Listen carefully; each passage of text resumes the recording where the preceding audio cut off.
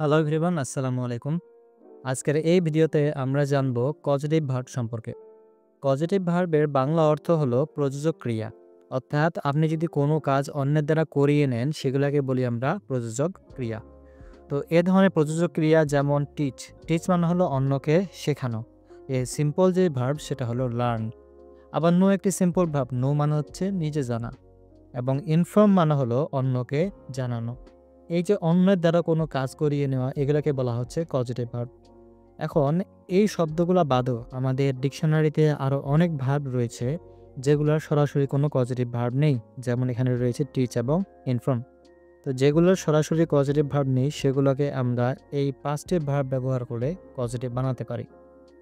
তো প্রথম যে ভার্বটি পজিটিভ বানানোর জন্য সেটি হচ্ছে মেক। আমরা একটা উদাহরণের মাধ্যমে এটাকে শিখব।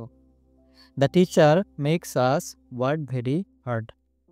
শিক্ষক আমাদের দ্বারা কঠোর পরিশ্রম করিয়ে নেন। অর্থাৎ এটা একটা প্রযোজক ক্রিয়া। এই যে আমাদের ওয়ার্ক আসছে, তো এই ওয়ার্ক যদি আমাদের মেক থাকে তবে ওয়ার্কটা হবে বেস ফর্মে, অর্থাৎ এটা কোনো চেঞ্জ হবে না। The teacher makes us work, এখানে টু ওয়ার্কও হবে না বা অন্য কিছু হবে না, জাস্ট ওয়ার্কের বেস ফর্ম বসবে যদি আমাদের পজিটিভ ভার্ব হিসেবে থাকে মেক।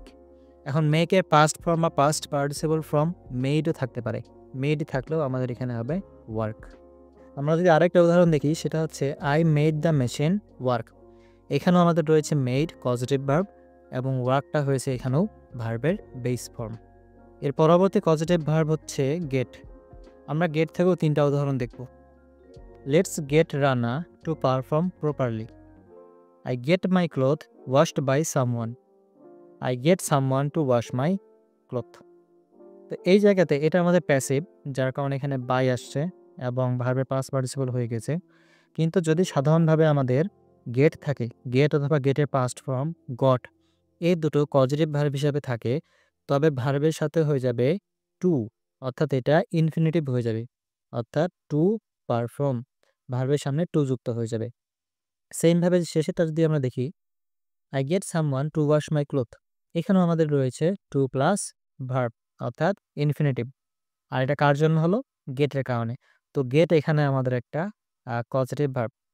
আর মাঝখানে যেটা রয়েছে এটা প্যাসিভ হয়ে গিয়েছে, যেহেতু মাই ক্লথ অর্থাৎ অবজেক্ট এখানে সাবজেক্ট হিসেবে ব্যবহার হয়েছে, সেজন্য এটা হয়ে গেছে ওয়াশড।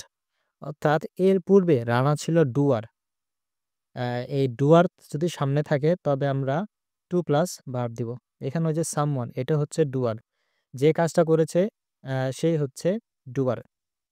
তো ডুয়ার সামনে থাকার কারণে টু ওয়াশ হয়েছে। কিন্তু এখানে যে রিসিভার ক্লথ, ক্লথকে ধোয়া হয়েছে, এই ক্লথ রিসিভার যদি সামনে থাকে তবে এটা হয়ে যাবে প্যাসিভ, অর্থাৎ পাস্ট ফর্ম হয়ে যাবে এটার washed, sorry past participle form হয়ে যাবে। একইভাবে মেকের ক্ষেত্রেও আমাদের এই সেম কাজটাই হবে, অর্থাৎ এগুলো যদি আমরা প্যাসিভ করতে চাই জাস্ট এটা পাস্ট পার্টিসিপল হয়ে যাবে ওয়ার্কটা।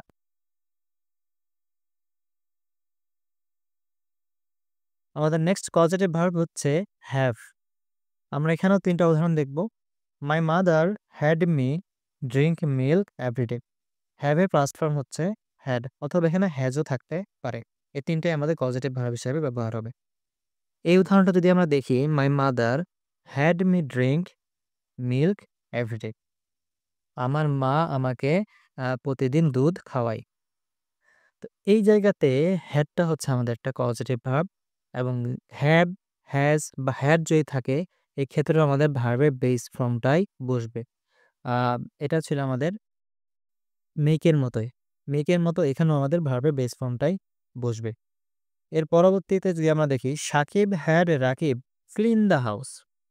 ক্লিন, এটা আমাদের ভার্বের base form. He has his hair cut, এটাও আমাদের বেস ফর্মেই থাকবে। আবার এগুলোকে আমরা অ্যাক্টিভ থেকে প্যাসিভ, প্যাসিভ যদি করে দিই তাহলে এটা ভার্বের পাস্ট পার্টিসিপল হয়ে যাবে। তো প্যাসিভটাকে খালি খেয়াল রাখবেন। এর পরবর্তী যে ভার্বটা রয়েছে সেটা হচ্ছে let. He lets her go abroad. এই যে গো, যদি লেট থাকে এখানেও কি হবে? ভার্বের আমাদের বেস ফর্মটাই হবে। I let him come here. Come, এটাও আমাদের ভার্বের বেস ফর্ম। এর পরবর্তীটা হচ্ছে help. My mother helps me run my business well.